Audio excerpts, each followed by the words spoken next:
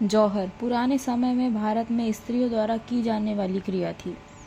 जब युद्ध में हार निश्चित हो जाती थी तो पुरुष मृत्यु पर्यंत हेतु तैयार होकर वीरगति प्राप्त करने निकल जाते थे तथा स्त्रियां जौहर कर लेती थी, अर्थात जौहर कुंड में आग लगाकर खुद ही उसमें कूद जाती थी। सो फ्रेंड्स, आज की वीडियो स्टार्ट करते हैं। और अगर आप हमारे चैनल में नए हैं तो चैनल को सब्सक्राइब करें और अपने फ्रेंड्स के साथ ज़रूर शेयर करें। जौहर ऐतिहासिक रूप से सामूहिक आत्मदाह का भारतीय संस्कार महिलाओं, छोटे बच्चों और घिरे हुए किले या शहर के अन्य आश्रितों द्वारा किया जाता था, जब यह महसूस किया जाता था कि दुश्मन के खिलाफ लड़ना अब संभव नहीं है और मृत्यु ही एकमात्र सम्मानजनक प्रतीत होती थी। अलाउद्दीन खिलजी की साम्राज्यवादी महत्वाकांक्षा थी। मलिक मोहम्मद जायसी द्वारा रचित 1540 में पद्मावत, रावल रत्न सिंह जी की धर्मपत्नी महारानी मां पद्मिनी को पाने की लालसा इस हमले का कारण बनी, परंतु मां पद्मिनी ने अपनी मर्यादा और कुल की रक्षा में यह जौहर किया। इसमें कुल 16,000 रानियों ने जौहर किया। पद्मावती मेवाड़ की महारानी थी। माना जाता है कि चित्तौड़ में खिलजी के हमले के वक्त अपने सम्मान को बचाने के लिए उन्होंने 1303 में जौहर किया था। इतिहासकारों के मुताबिक 26 अगस्त 1303 ईस्वी को रानी पद्मावती ने हजारों वीरांगनाओं के साथ जौहर कर लिया था।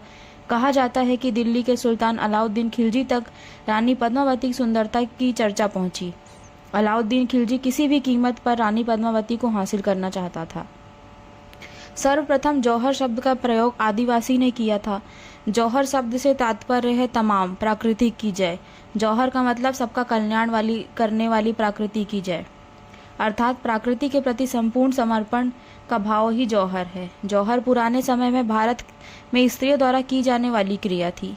जब युद्ध में हार निश्चित हो जाती थी तो पुरुष मृत्यु पर्यंत हेतु तैयार होकर वीरगति प्राप्त करने निकल जाते थे तथा स्त्रियां जौहर कर लेती थीं, अर्थात जौहर कुंड में आग लगाकर खुद ही उसमें कूद जाती थी। चित्तौड़गढ़ किले को अलाउद्दीन खिलजी की सेना ने तोड़ दिया था। उन्होंने चित्तौड़ के 40,000 निवासियों को मार डाला। खिलजी ने किले की जिम्मेदारी अपने नाबालिग बेटे खिज्र खान को दी। चित्तौड़ का नाम खिजराबाद रखा और दिल्ली लौट आया। आदिवासी जय जौहर क्यों बोलते हैं? इसका मतलब है सबका कल्याण करने वाली प्रकृति की जय। आदिवासी खुद को प्राकृतिक पूजक मानते हैं और इसलिए देश के ज्यादातर हिस्सों में इस समुदाय के लोग ये नारा लगाते हैं, जय बाबा देव। बाबा देव को आदिवासियों का इष्ट देव माना जाता है।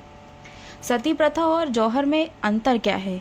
कालांतर में पति की मृत्यु होने पर विधवा महिला पति के साथ चिता में जल जाया करती थी। चूंकि हर विधवा महिला को जीने का हक है, इसलिए इस पर प्रतिबंध लगा दिया गया।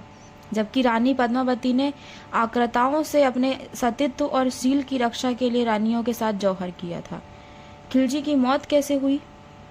जलोदर रोग से ग्रस्त अलाउद्दीन खिलजी अपना अंतिम समय अत्यंत कठिनाइयों में व्यतीत किया और 5 जनवरी 1316 ईस्वी को इनकी मृत्यु हो गई। यह भी कहा जाता है कि अंतिम समय में अलाउद्दीन खिलजी को एक त्वचा रोग कोढ़ हो गया था, जिसके कारण वह बहुत परेशान रहने लगा। अलाउद्दीन का मकबरा कुतुब मीनार के परिसर में ही स्थित है। दिल्ली सल्तनत के सिंहासन पर कुल 5 राजवंश ने शासन किया: गुलाम वंश, खिलजी वंश, तुगलक वंश, सैयद वंश और लोदी वंश। 6 जनवरी 1316 को अलाउद्दीन खिलजी का निधन हो गया। इतिहासकारों के मुताबिक खिलजी की मौत की वजह काफूर बना। काफूर को लगा कि वह गद्दी हथिया लेगा और खिलजी को धीमा जहर दे दिया। इसके बाद उसने खिलजी के 3 साल के बेटे सिहाबुद्दीन उमर को सिंहासन पर बैठा दिया।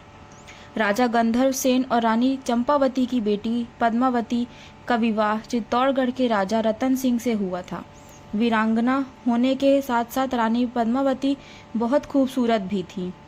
पद्मावती के पिता ने रिवाज के अनुसार उनका स्वयंवर आयोजित किया और इस स्वयंवर में उन्होंने सभी हिंदू राजाओं और राजपूतों को बुलाया।